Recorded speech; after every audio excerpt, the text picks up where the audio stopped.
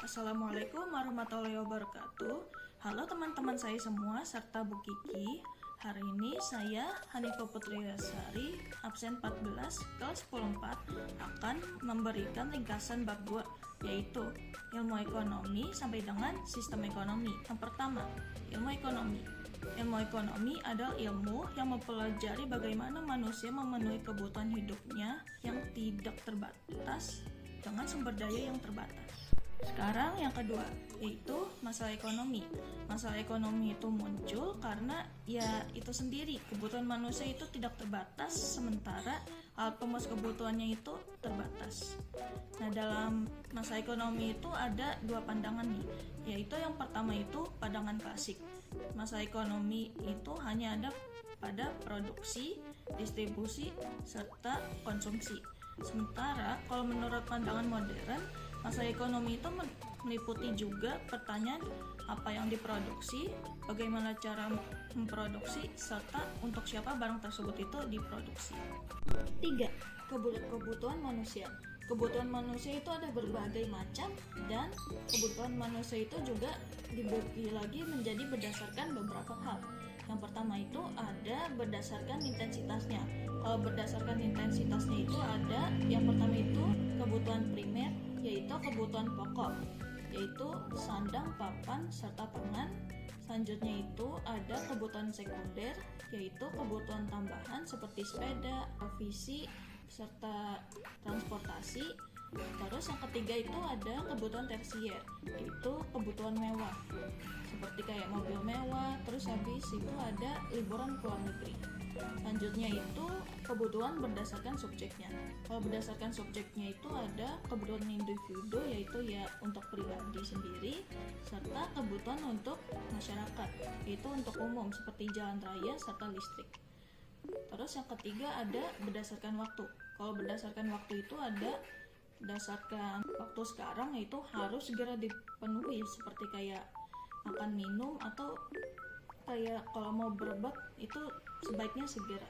Dan juga kalau berdasarkan waktu itu ada kebutuhan masa depannya, itu kebutuhan yang direncanakan untuk masa depan seperti tabungan sekolah. Dan yang terakhir itu ada berdasarkan sifatnya. Kalau berdasarkan sifatnya itu ada jasmani, yaitu untuk fisik kayak makanan sama olahraga.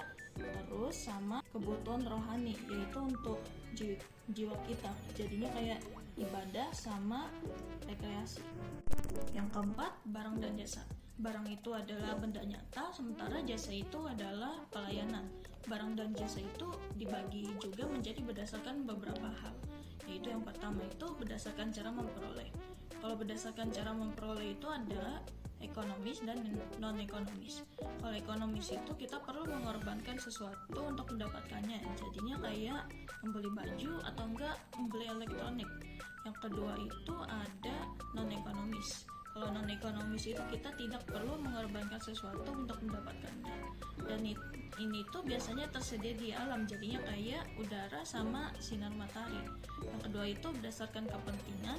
Kalau berdasarkan kepentingan itu ada 4, yaitu pertama ada barang inferior. Barang inferior itu permintaannya itu turun jika pendapatan kita naik, jadinya kayak mie instan atau enggak kayak barang tiruan. Habis itu ada barang esensial, yaitu barang pokok, jadinya kayak beras sama air. Habis itu selanjutnya ada barang normal. Barang normal itu jadi kalau pendapatan kita naik, permintaannya itu juga naik, jadinya kayak elektronik, habis itu pakaian, habis itu sama kayak kendaraan. Dan yang terakhir itu ada barang mewah, jadinya ini barangnya itu bisa meningkatkan status sosial dari penggunanya, jadinya kayak mobil mewah, habis itu sama perhiasan. Yang ketiga itu ada berdasarkan hubungan pemakaian. Kalau berdasarkan hubungan pemakaian itu ada substitusi sama komplementer. Kalau substitusi itu bisa saling menggantikan, jadinya misalnya itu kayak beras digantikan sama jagung. Dan komplementer itu saling melengkapi, jadinya misalnya kayak roti dan selai, habis itu sama kopi dan gula. Yang keempat, berdasarkan cara penggunaan. Kalau berdasarkan cara penggunaan itu ada barang publik sama barang pribadi. Kalau barang pribadi itu adalah barang yang dipakainya itu ya secara pribadi, jadinya kayak pakaian sama HP pribadi. Habis itu kalau barang publik ya barangnya itu dipakai sama publik. Contohnya itu ada angkutan umum sama sekolah. Yang kelima itu berdasarkan proses pengolahan. Kalau berdasarkan proses pengolahan itu ada 3. Yang pertama itu barang mentah, yaitu barang yang sama sekali belum diolah. Contohnya itu kayak padi dan kayu. Terus yang kedua itu ada barang setengah jadi, yaitu barangnya itu udah diolah namun belum jadi sepenuhnya. Contohnya itu adalah tepung dan kain. Terus yang terakhir itu adalah barang jadi, yaitu barang yang benar-benar udah siap dipakai. Contohnya itu kayak roti sama baju. Yang keenam dan yang terakhir yaitu berdasarkan bentuk dan sifat. Kalau berdasarkan bentuk dan sifat itu yang pertama ada bergerak sama tetap. Kalau tetap itu ya sifatnya itu tetap dan biasanya tahan lama. Contohnya itu ada mesin pabrik. Selanjutnya kalau yang bergerak itu biasanya tidak tetap dan itu masa pemakaiannya itu biasanya pendek banget. Contohnya itu adalah bahan bakar. Selanjutnya kita masuk ke bagian kelima, yaitu kelangkaan. Kelangkaan itu adalah keterbatasan sumber daya untuk memenuhi kebutuhan manusia yang tidak terbatas. Contohnya itu adalah kalau saat musim kemarau, air bersih itu biasanya menjadi langka, sehingga orang itu harus menghemat pemakaiannya. Penyebab kelangkaan itu antara lain ada kebutuhan manusia yang tidak terbatas, sumber daya alam yang terbatas, keterbatasan kemampuan manusia dalam mengolah sumber daya, teknologi yang tidak merata, serta bencana alam. Sekarang kita masuk ke bagian yang terakhir, yaitu bagian ke-6, sistem ekonomi. Sistem ekonomi adalah cara suatu negara untuk mengatur dan mengelola kegiatan ekonominya. Jadinya mulai dari produksi, distribusi, hingga konsumsi. Dan ini tuh biasanya untuk kesejahteraan dan kemakmuran negara itu sendiri. Nah, ternyata sistem ekonomi itu berkaitan tentang masalah kelangkaan karena setiap negara itu menggunakan sistem ekonomi yang berbeda-beda untuk mengatasi masalah kelangkaan itu tersebut. Dan sistem ekonomi itu terbagi menjadi 6, yaitu yang pertama ada sistem ekonomi tradisional. Kalau sistem ekonomi tradisional itu berdasarkan adat dan kebiasaan, sederhana tetapi perkembangannya itu biasanya lambat. Yang kedua ada sistem ekonomi komando. Sistem ekonomi komando itu diatur penuh sama pemerintahnya sendiri, walaupun pemerataannya itu lebih mudah, namun inisiatif masyarakatnya itu menjadi terbatas. Soalnya semuanya itu diatur sama pemerintahnya itu sendiri. Yang ketiga itu sistem ekonomi pasar. Jadinya kalau di sini itu semuanya itu diserahkan pada masyarakat atau swasta. Inovasinya berkembang pesat, namun kesenjangan sosialnya itu menjadi tinggi. Habis itu ada sistem ekonomi campuran.